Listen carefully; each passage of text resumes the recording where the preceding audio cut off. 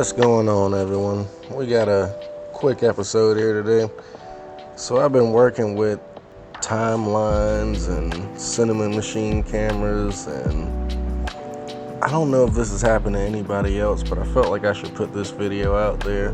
For some reason, when I start up my game here, I get a black screen in the game view and on the play.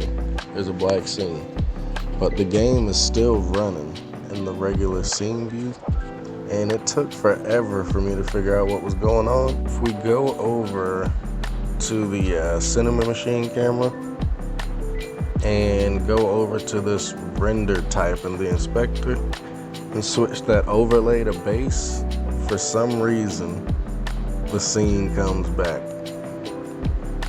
So if I hit play again,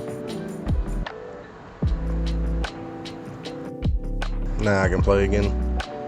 Let me know in the comments if this is happening to you. I'm glad I figured this out, but can't say it didn't take a long time.